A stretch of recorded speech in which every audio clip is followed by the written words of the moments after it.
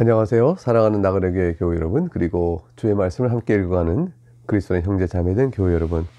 우리는 지금 출애굽기 32장에 이르게 됐습니다. 32장부터 34장까지는 우리 마음이 참 괴롭고 참으로 참담한 한 광경들을 목도하고, 이 가운데서 하나님께서 다시 우리를 회복시키시는 그런 이스라엘 백성의 악한 모습을 우리가 보게 되어집니다. 모세가 이제 시내산에서 우리가 앞서 살핀 것처럼 각종의 제작 양식을 쭉 듣고 안식일 규례와 더 나아가서 이제 돌판에 십계명까지 새겨주는 놀라운 광경들을 우리가 쭉 살펴봤습니다. 이제 십계명에 기록된 돌판을 가지고 내려와서 모세는 하나님께 말씀하신 대로 성막도 만들고 제사장도 위임하고 하나님을 섬기는 거룩한 백성의 아름답고 복된 시간을 이제 기대할 수 있게 되어졌죠. 그런데 출애굽기 32장 오늘 본문에선 하나님께서 진노하시고 모세에게 말씀하시는 내용이 나와요. 얼마나 모세가 놀랐을까요? 이제 1절을 보겠습니다. 모세가 이제 시내산에서 그렇게 하나님과 영광스러운 교제를 하고 말씀을 받고 있는 그 사이에 1절에 보게 되는 이제 땅 아래서의 백성들의 모습에 대한 현황이 나오고 있습니다. 백성이 모세가 산에서 내려오미 더딤을 보고 모여 백성이 아론에게 이르러 말하되, 일어나라, 우리를 위하여 우리를 인도할 신을 만들라. 이 모세 곧 우리를 애굽 땅에서 인도해낸 사람은 어찌 되었는지 알지 못함이니라. 하나님의 영광을 나타내는 구름이 밑에서 보면 이렇게 시내산을 덮고 있을 거 아니겠어요? 여전히 하나님의 임재 모습이 비춰주고 있는데, 그들이 눈앞에서 그들을 직접 보지 있고 있음에도 불구하고 하나님을 자신이 만지고 볼 수 있는 신상을 만들라고, 모세가 없으니 불안하다고 그렇게 요구하고 있는 것입니다. 그러니까 아론이 이제 어떻게 해야 될까요? 아론이 단칼에 거절해야겠죠. 아니다 이렇게 해서. 근데 너희가 이런 죄악을 하나님께 범하지 말라 이렇게 말해야 될 텐데, 아론이 그들에게 말합니다. 너희 아내와 자녀의 귀에서 금고리를 빼어 내게로 가져오라. 아론이 할 말이 아니죠. 모든 백성이 그 귀에서 금고리를 빼어 아론에게 가져왔습니다. 아론이 그걸 받고 나서요, 그들 손에서 금고리를 받아 부어서 조각칼로 새겨 송아지 형상을 만듭니다. 그리고 말하되, 이스라엘아, 이는 너희를 애굽 땅에서 인도하는 너희의 신이로다 이렇게 말을 했어요. 왜 송아지 형상을 만들었을까요? 애굽에서 본 우상의 형태 중에서 황소 형상이 있는 거죠. 그러니까 그것을 연상해 가지고 그들이 만들어 놓은 겁니다. 아론은 이제 말을 변명할 만큼 그럴듯하게 말해요. 너희를 애굽 땅에서 인도하여 낸 너희의 신이다 이렇게 말을 합니다.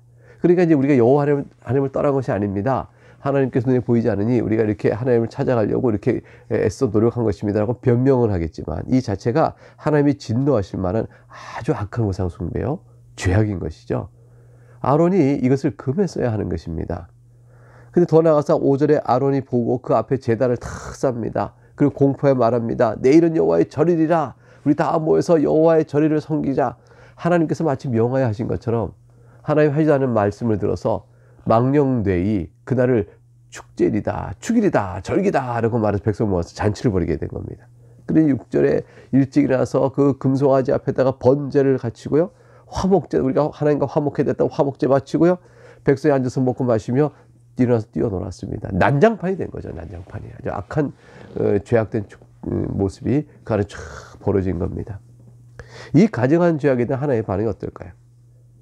7절에 땅에서 인도해낸 너의 백성이 부패하도다 하나님께 말씀하세요.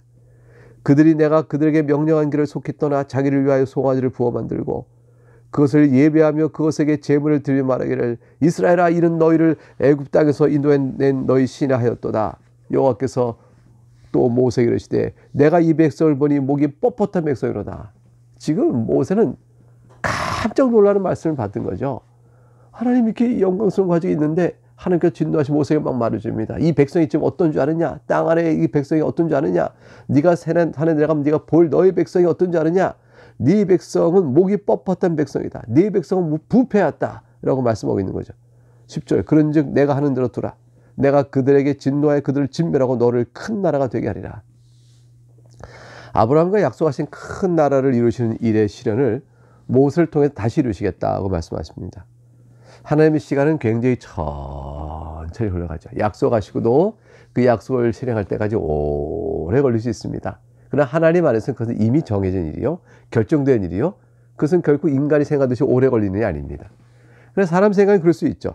즉 못을 통해 아브라함 후손을 겨우 애굽에 집어넣어서 이렇게 큰 백성대에 끌어왔는데 이걸 다시 무위로 돌리고 모세를 통하여 큰 나라를 만들겠다 하면 이게 무슨 말씀입니까 할지 모르죠. 언제 이 약속을 다 이루시려고 그러십니까? 아닙니다 할지 모르지만 하나님은 얼마든지 하실 수 있어요.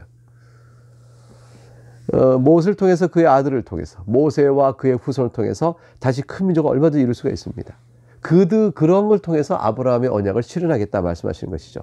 하나님께서 아브라함의 언약을 지금 같은 방식이 아니고 못을 통해서 다시 민족을 이루어서 하실 수도 있거든요. 어느 교회가 아무리 부흥하고 외적으로 강력하다 할지라도 그들이 악을 범하면 하나님께서 그 교회로부터 촛대를 옮겨서 다른 교회를 통해 역사를 하실 수 있는 것입니다.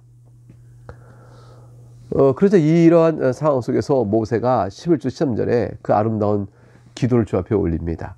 모세가 그의 하나님 여호와께 구하여 이르되 여호와여 어찌하여 그 큰 권능과 강한 손으로 애굽 땅에서 인도하여 내신 주의 백성에게 진노하십니까? 어찌하여 애굽 사람들이 이르기를 여호와가 자기 백성을 산에서 죽이고 지면에서 진멸하려는 악한 의도로 인도하여 냈다고 말하게 하시려 하나이까? 주의 맹렬한 노를 그치시고 뜻을 돌이키사 주의 백성에게 이 화를 내리지 마옵소서. 모세가 여호와의 하나님의 진노가 공의롭지 못하다고 말하면서 어찌하여 이렇게 하는 것이 아닙니다. 왜 어찌하여라고 말할 때는 그 뜻이 다른 데 있어요. 하나님이 공의롭지 않은 게 아니죠. 백성의 죄악을 부인하는 것이 아니고요. 죄악된 백성이라도 여전히 하나님의 백성을 품어달라는 것입니다. 그리고 하나님의 명예를 생각하는 것이죠. 저 애굽 사람들이 하나님의 이름을 욕되게 할까 두렵습니다. 하나님께서 애굽 사람의 욕됨을 두려워하지 않으시죠. 왜냐하면 그들은 원래부터 우상 숭배요 하나님께 망령된 자입니다. 하나님을 대적하는 자들이죠. 그들이 하나님을 향하여 어떤 말을 하든지 하나님께서 그들 때문에 자신의 명예를 또 지키고자 하실 그러한 위축을 내시는 분이 하나님이 아니시죠. 하나님은 절대로 의롭고 모든 걸 다 다스리시니까. 근데 모세가 이제 그렇게 말을 함으로 인해서 하나님의 영광을 돌리고 자기 죄악된 이 패역한 백성들일지라도 하나님께서 하나님의 백성을 삼으셨으니 품어줄 것을 간절히 구하는 마음을 갖고 왜 어찌하여 이렇게 말하고 있는 겁니다. 이것이 참 중요하죠. 우리도 죄악으로 해서 하나님의 진노를 받을 때가 혹 있을지라도 여전히 하나님의 자녀로 품어주실 것을 믿고 간구하며 매달려야 합니다. 이 믿음이 굉장히 중요합니다. 주님께로 돌아오는 자를 품으시는 하나님의 약속을 바라보고 믿는 거기 때문에 그런 것이죠. 자, 모세의 간구를 들으실까요? 하나님의 반응은 어떠실까요? 모세는 그냥 떼쓰듯이 간구하는 것이 아닙니다. 하나님 그러지 마세요. 떼쓰듯이 간구하는 게 아니라 모세가 하나님께 어떻게 간구하는 걸 볼까요? 13절을 보시기 바랍니다. 주의 종 아브라함과 이삭과 이스라엘을 기억하소서. 주께서 그들을 위하여 주를 가리켜 맹세하여 이르시기를 내가 너희 자손을 하늘의 별처럼 많게 하고 내가 허락한 이 온 땅을 너희의 자손에게 주어 영원한 기업이 되게 하리라 하셨나이다. 모세의 간구에 대한 하나님의 반응이 바로 이렇게 되어졌습니다. 모세는 하나님의 약속을 근거로 하고 하나님께 매달립니다. 그러니까 14절에 하나님의 반응이 기록되어 있는데 여호와께서 뜻을 돌이키사 말씀하신 화를 그 백성에게 내리지 아니하시니라. 하나님께서 모세의 간구를 들으셨어요. 그런데 그것은 모세가 하나님의 약속을 놓고 13절에 본 것처럼 약속을 근거로 호소했기 때문이죠. 너희 자손을 하늘의 별처럼 많게 하고 내가 허락한 이 온 땅을 너희 자손에게 주의 영원한 기업이 되게 하리라 하셨나이다. 그렇게 약속하지 않으셨습니까? 하나님.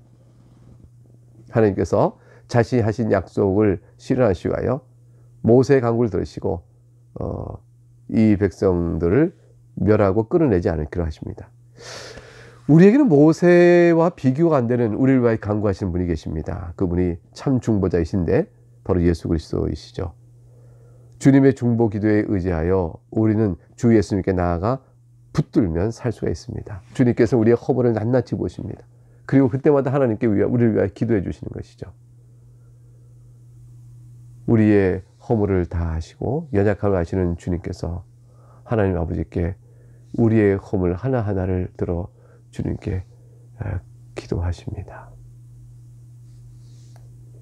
이제 모세가 돌판을 들고 내려갑니다. 모세는 이스라엘이 도대체 어떤 죄를 졌는가, 이들이 과연 그 어떤 모양인지 이제 하나님의 진노를 듣고 겨우 기도하고 돌아오는 모세의 발걸음이 무거울 것입니다. 내려오는데 요란한 소리가 들리는 거예요. 15절 모세가 돌이켜 산에서 내려오는데 두 증거판이 그의 손에 있고 그 판의 양면 이쪽 저쪽에 그 증거판의 양면 이쪽 저쪽에 글자가 새겼습니다. 두 증거판 양면에 네 면에 다 쓰여 있는 것이죠. 그 판은 하나님이 만드신 것이요 글자는 하나님이 쓰셔서 판에 새기신 것이라. 여호수아가 백성들의 요란 소리를 듣고 모세가 이제 하나님 만들고 나오는데 여호수아가 기다리고 있었겠죠. 여호수아를 데리고 같이 내려갑니다. 여호수아가 말합니다. 진중에서 싸우는 소리가 나나이다. 모세가 말합니다. 승전가도 아니요 패하여 부르짖는 소리도 아니라 내가 듣기엔 노래하는 소리구나 하고 보니 이들이 우상을 만들어 놓고 금송아지 앞에 춤을 추며 노래하며 흥겹게 그러고 있는 것이, 모세가 이걸 보니 참아낼 수가 없는 거죠. 그래서 19절에 이렇게 말합니다. 진에 가까이 이르러 그 송아지와 그 춤추는 것들을 보고 크게 노하여 손에서 그 판들을 그대로 산 아래에 던져 깨뜨려 버렸습니다. 모세가 하나님의 심정을 눈으로 먹다 보니까 이해가 되어진 것이죠. 사실 하나님께서 8절에서 자기를 위하여 송아지를 부어 만들고 그것을 예배하며 그것들에게 제물을 드리며 말하기를 이스라엘아 이는 너희를 애굽 땅에서 인도하는 너희의 친이라 하였다는 말을 모세에게 전해줄 때, 모세는 아직 이들의 백성의 패악함을 직접 목도하기 전이었죠. 하나님께 중보기도할 때 모세는 이제 자신의 눈앞에 펼쳐지고 있는 악을 보자 그 중보기도했던 모세가 그만 대노하게 되고, 하나님께 주신 그 십계명 돌판, 얼마나 소중한 십계명 돌판이에요. 근데 그것을 그냥 팍 던져 깨뜨리고 맙니다. 인간의 성정이, 모세의 성정이 매우 급하고 경노하는 성정이기 때문에 그런 것이 아닙니다. 성미가 급해서 그래서 그런 것이 아니고, 그거는 하나님께서 이스라엘에 베푸신 그 은혜가 얼마나 큰지, 그 은혜를 생각할 때 이들의 악함이 분노를 표하지 않을 수가 없는 그런 큰 악이었기 때문에 모세가 저들에게 너희가 도대체 어찌 이럴 수 있는가, 이렇게 망령된 일을 하는가, 너희들이 받은 은혜를 헤아려보라, 어찌 이렇게 되는가 라고 말하는 것이죠. 이스라엘이 그러므로 해서 더 이상 이 악의 방자하게 빠지지 않도록 저들이 행한 죄가 얼마나 큰지를 알도록 하기 위해서 모세는 크게 분노를 낸 것입니다. 이제 모세가 이들을 향하여 그렇게 한 다음에 처방을 내립니다. 모세의 처방은 뭐냐면 돌이켜 회개하는 것이죠. 회개하는데 20절에 이렇게 말을 했어요. 그들이 만든 송아지를 가져다가 불살라 부수어 가루를 만들어 물에 뿌려 이스라엘 자손에게 마시겠습니다.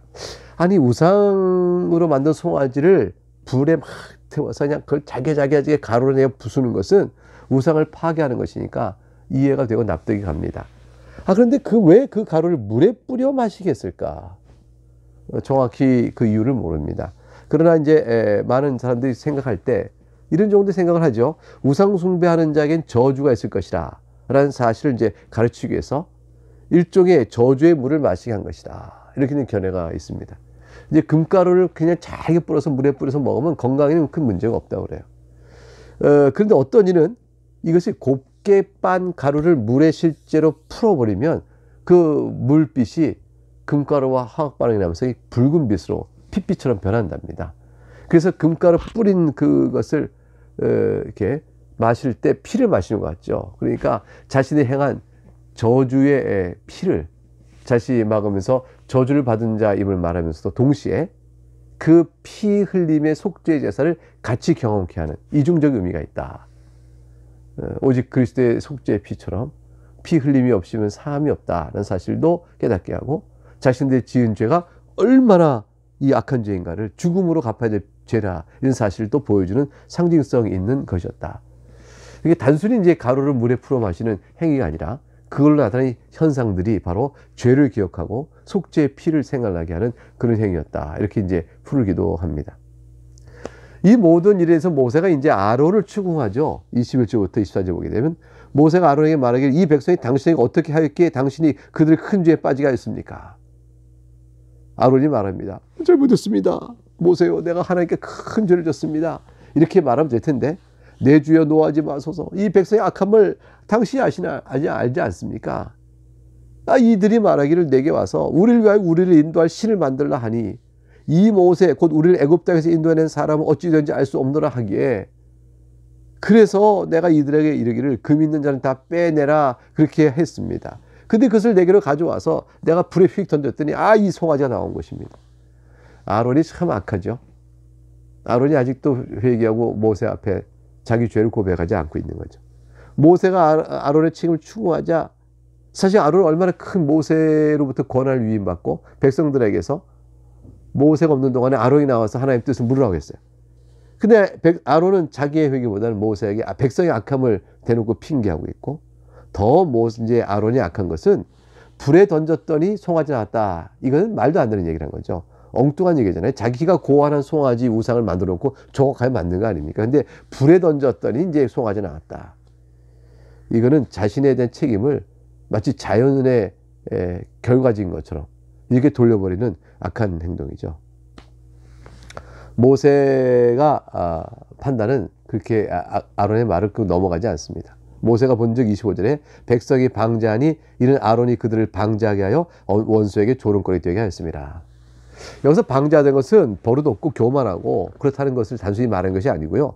굴레 벗은 말들이 막 미친 듯이 뛰듯이 날뛰는 광란의 축제를 금송아지 앞에 제사 지르면서 벌이고 있었다는 모습을 보이는 것이죠. 저들이 마치 말 곱비 풀린 말처럼 하나님의 법도와 하나님께 섬길 규를 다 잊어버리고 우상 앞에서 저들이 광란의 잔치를 벌였다. 그것을 이제 지적하는 말씀으로 방자하다 이렇게 말한 것입니다.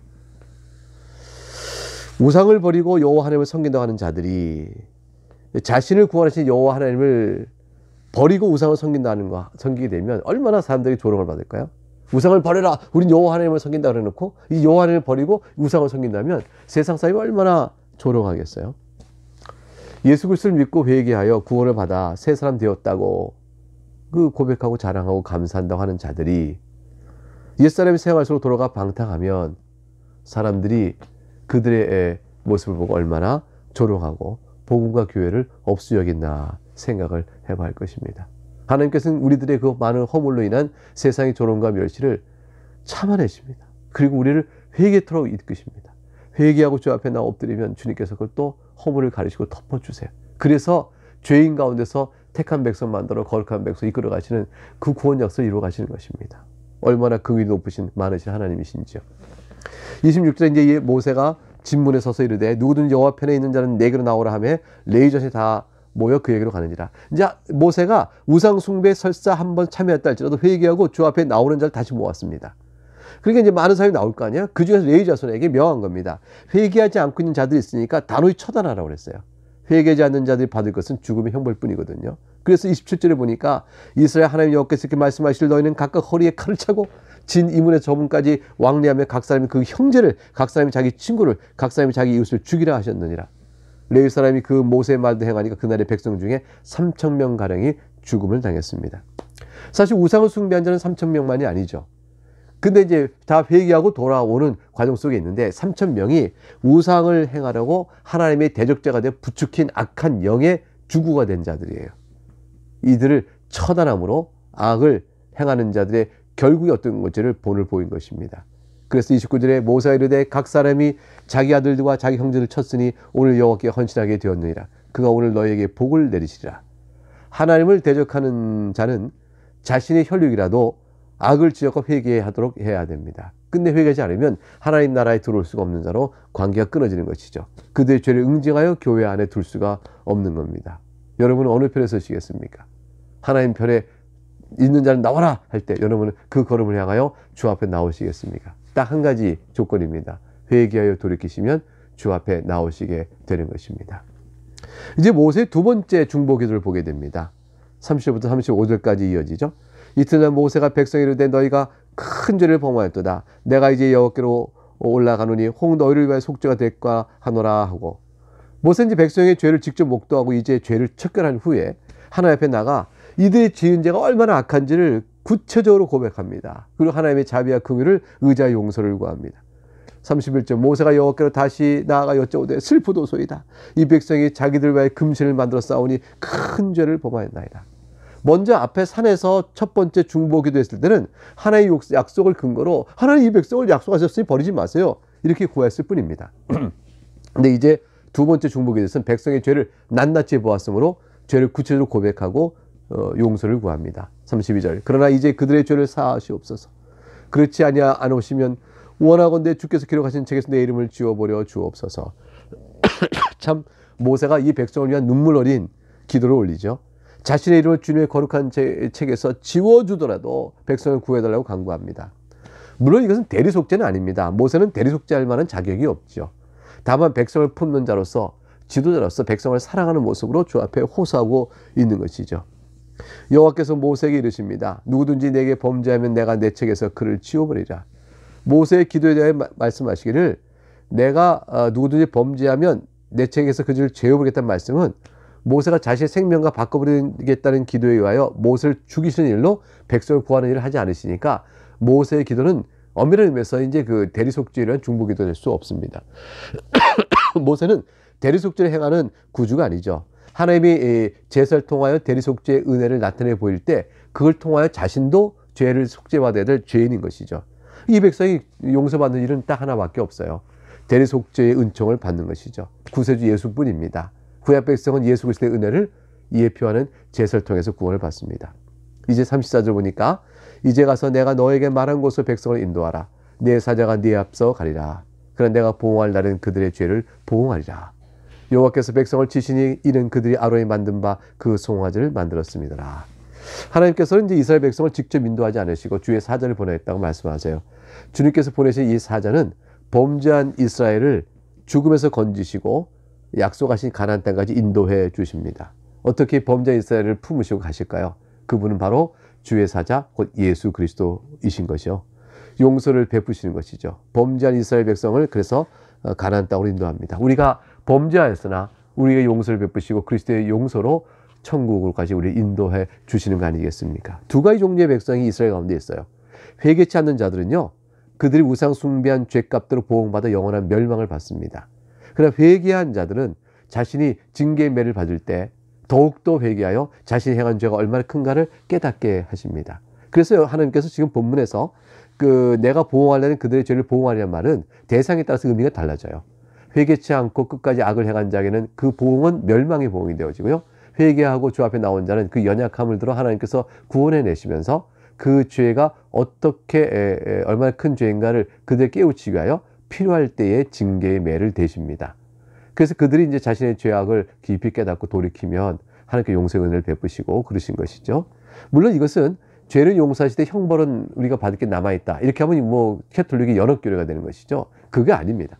그렇게 이해하면 안 돼요. 이것은 그게 아니고 하나님께서 택한 백성들에게는 징계를 해서라도 그들을 돌이켜 회개케 하심으로 죄가 무엇을 깨닫게 됩니다. 그러니까 하나님께서 징계를 하시기 전에 미리 은혜를 주셔서 회개하고 나오는 자들에게는 징계의 이유는 없죠. 왜냐하면 돌이켜 회개하는 그 큰 은혜를 그들이 깨닫고 있으니 주님께서 오래 참으시고 덮어 가리우십니다. 아론이 만든 그 송아지에 만들었던 그들의 죄악을 백성들이 얼마나 잘 깨닫고 징계를 받지 않고도 돌이켜 나올 수 있을는지, 저들 가운데 완악한 자들은 결국은 멸망에 이를 것이고요. 또 완악하지 않고 주 앞에 용서를 회개를 했다 할지라도 그들이 자신의 지은 죄의 깊은 데까지 회개치 아니하면 그들의 죄악을 깨우치게 하나님께서 또 징계를 내리시겠죠. 돌이켜 죄의 무서움을 깨닫고 그 완악함을 깨닫고 회개 깊은 회개 속에서 자신의 용서받은 은혜를 감사하며 새로운 자로 나가는 삶은 우리에게 참으로 필요한 것이라 보겠습니다. 이제 오늘 여기까지 살폈습니다. 내일 또 다시 주께서 이스라엘 백성하여 베푸시는 긍휼과 또 그들의 죄악됨, 이걸 향한 하나님의 거룩한 인도하심들을 우리가 살펴보도록 하겠습니다. 오늘 여기서 마치겠습니다. 내일 다시 뵙겠습니다. 샬롬.